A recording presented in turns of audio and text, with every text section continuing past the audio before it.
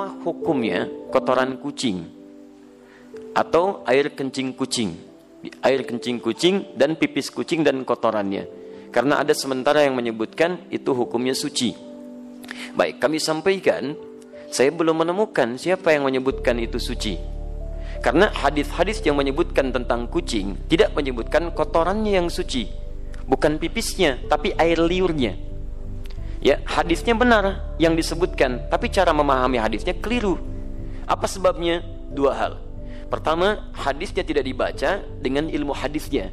Dalam ilmu hadis ketika akan membaca hadis, selain melihat bahasa hadis, juga melihat asbabul wurudnya. Sebab kenapa hadis itu muncul. Antum lacak lagi tentang hadis kucing itu yang sekarang marak dibincangkan, itu setidaknya ada di Abu Daud nomor hadis 75, di An-Nasai nomor hadis 68, di At-Tirmidzi nomor hadis 92. Ketika disebutkan seluruhnya, itu merujuk pada sahabat Qatadah radhiyallahu taala anhu.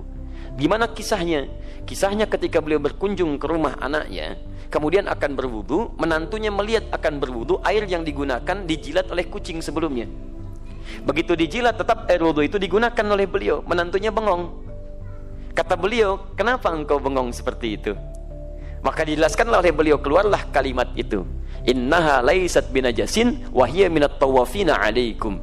Saya pernah mendengar Rasulullah SAW pernah bersabda, ya, air liur kucing itu tidak najis. Yang disebut air liurnya, bukan kotorannya. Itu tidak najis. Karena kucing itu hewan-hewan yang sering hadir di sekitaran kita.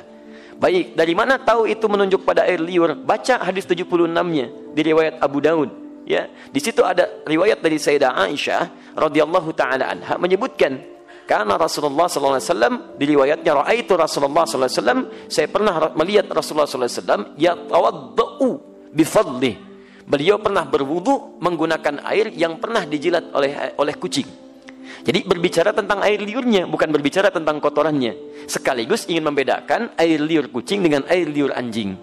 Kalau air liur kucing menjilat bijana atau menyentuh bijana, maka tidak perlu dibasuh karena suci nilainya. Boleh antum gunakan airnya.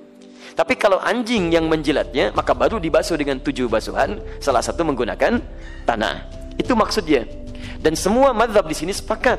Makanya ketika disebutkan dalam kitab Al-Ikhtiyarat di halaman ke-26, disebutkan qaul sampai ke Syafi'i, sampai ke Ahmad, dan disimpulkan wa qaulul ashab. Dan pendapat para sahabat terkait dengan masalah ini, maksudnya para sahabat mazhab dari Asy-Syafi'i, dari Ahmad, mereka menyimpulkan, lihat kalimatnya, wa qaulul ashabi. Dan kesimpulan dari pendapat sahabat-sahabat mazhab menyimpulkan, al-ghurratu wa ma dunaha minal khilqati tahirun. Air liur kucing itu, ini pembahasan tentang air liur. Makanya tafsirannya disebutkan su'rul hurrah. Air liur kucing itu atau hewan yang lebih kecil daripadanya, ketika menjilat apapun maka dinilai suci. Kapan tiba-tiba muncul keterangan jadi, maaf, air pipis kucing? Nah, itu kitab pernah disalin lagi teman-teman sekalian. Tapi salinannya tidak melihat kepada manuskrip, ada pecahan-pecahan. Ketika disalin itulah muncul versi kitab, berubah dari kata qaul jadi baul. Baulul hurrah. Asalnya qaulul ashab fil hurrati. Qaulul ashabnya hilang jadi baulul hurrah.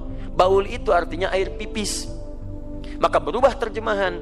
Air pipisnya kucing itu suci. Dari sini bencana mulai muncul.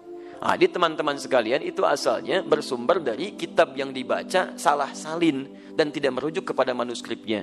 Dan gak apa-apa, kan namanya manusia. Manusia itu kan bukan malaikat. Kalau malaikat itu tidak kenal salah. Lawannya setan. Setan tidak kenal benar. Malaikat disebutkan 88 kali di Quran, setan 88 kali di Quran. Ya, saya bukan malaikat. Jadi kalau saya salah, wajar. Artinya saya manusia. Antum bukan setan. Ya, jadi kalau antum maaf ya ada pernah berbuat salah, wajar. Karena setan tidak pernah kenal benar. Di teman-teman sekalian, kalau ada orang berbuat khilaf, jangan diungkap khilafnya. Cukup kemudian kita koreksi dengan cara yang baik dan tidak perlu kemudian dibesar-besarkan sehingga menjadi aib. Kadang-kadang kebenaran dan kebaikannya lebih banyak dibandingkan dengan kekurangannya. Di situ kita bisa bersikap, kata Al-Quran surah ke-5 ayat ke-8 paling kanan di pertengahan. Ingat baik-baik. Jangan sampai rasa tidak suka kita pada seseorang atau suatu kaum membuat kita berlaku tidak adil. Wala yajrimannakum syana'anu qaumin ala alla ta'dilu i'dilu huwa aqrabu littaqwa. Jadi kalau antum tidak suka pada seseorang, jangan sampai bersikap tidak adil. Pasti orang itu punya kebaikannya. Karena antipati nanti kebaikannya semua ditinggalkan, itu tidak baik. Allahu Allahu Allahu Allah Allahu